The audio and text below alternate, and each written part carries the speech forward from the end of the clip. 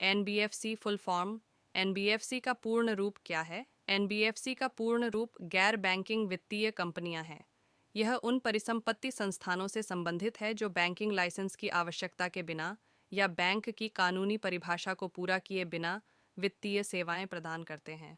ऐसी संस्थाएं कंपनी अधिनियम 1956 के तहत पंजीकृत हैं और जैसा कि आरबीआई अधिनियम 1924 की धारा 45 आईए के तहत निर्दिष्ट है, एक गैर बैंकिंग वित्तीय संस्थान के रूप में संचालन करती हैं। एक एनबीएफसी मुख्य रूप से ऋण, स्टॉक, इक्विटी अधिग्रहण, बीमा व्यवसाय, सरकार द्वारा जारी बांड, चिट फंड व्यवसाय और बहुत कुछ के व्यवसाय में शामिल है। एक संगठन जिसका मुख्य व्यवसाय कृषि, अचल संपत्ति की बिक्री, खरीद या निर्माण, औद्योगिक उत्पादन, बिक्री आदि से जुड़ा हुआ है। एनबीएफसी और बैंक के बीच मुख्य अंतर यह है कि ज़रूरत पड़ने पर हम बैंक से नकदी निकाल या जमा कर सकते हैं, लेकिन एनबीएफसी ज़रूरत पड़ने पर नकदी निकालने या जमा करने की अनुमति नहीं देता है। एनबीएफसी जमा को निवेश नहीं माना जाता है, जैसे वह राशि जो आप अपने स्वास्थ्य बीमा या एलआईसी पॉलिसी आदि के लिए निवेश करते हैं। यह सिर्फ दीर्घकालिक प्रीमियम या जमा है। आरबीआई प्रमाणन के लिए एनबीएफसी की आवश्यकता।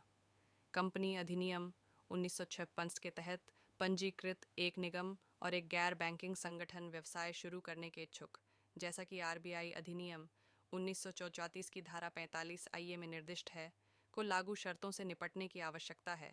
कंपनी अधिनियम 1956 की धारा 3 के तहत इसकी सूचना दी जानी चाहिए। इसके पास रु का मालिक होना चाहिए। 2 करोड़ न्यूनतम शुद्ध निधि। फिर भी विशिष्ट एनबीएफसी के लिए न्यूनतम शुद्ध स्वामित्व वाली निधि के मानदंड भिन्न हो सकते हैं।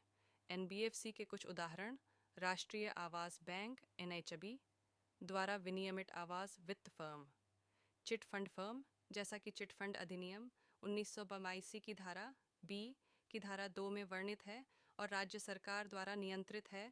स्टॉक ब्रोकिंग कंपनियां, मर्चेंट बैंकिंग कंपनियां, सेबी नियंत्रित उद्यम पूंजी वित्त निधि के व्यवसाय जो कंपनी अधिनियम 1956 की धारा 622 सीए के तहत पंजीकृत हैं और निगम मंत्रालय द्वारा शासित हैं। गैर बैंकिंग वित्तीय कंपनियां बैंकों के समान कार्य कर रही हैं। बैंकों और वित्तीय कंपनियों में क्या अंतर है?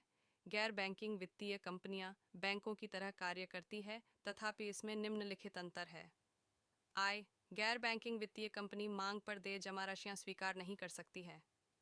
आय: गैर बैंकिंग वित्तीय कंपनी भुगतान और निपटान प्रणाली का हिस्सा नहीं है और वे अपने ग्राहकों को चेक जारी नहीं कर सकती हैं। और आय: गैर बैंकिंग वित्तीय कंपनियों के जमाकर्ताओं को बैंकों के जमाकर्ताओं की असदृश निरपेक्ष बीमा और प्रत्यय गारंटी निगम से निक्षेप बीमा की सुविधा प्राप्त नहीं है।